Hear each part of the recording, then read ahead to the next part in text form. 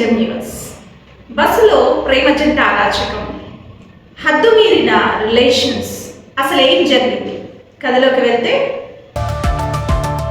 హైదరాబాద్లో ఉండే ఒక ప్రేమ జంట మచిలీపట్నం వెళ్ళడానికి ప్లాన్ చేసుకున్నారు. స్లీపర్ బుక్ చేసుకున్నారు అండ్ పక్కన పడకలు. ఇక్కడ ట్విస్ట్ ఏమిటంటే, బుక్ చేసుకున్నది ఇద్దరు అమ్మాయిల పేర్లతో, కానీ బస్సులోకి వచ్చింది ఒక అమ్మాయి ఒక అబ్బాయి.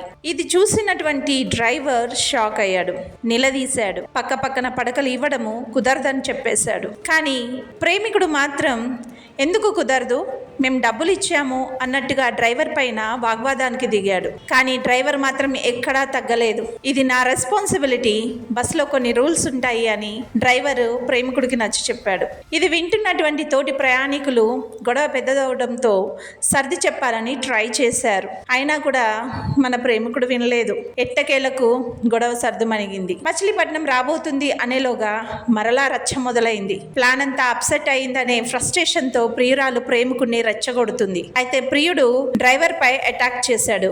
వెంటనే పోలీసులకి కంప్లైంట్ ఇచ్చారు. పోలీసులు కేసు నమోదు చేసుకున్నారు.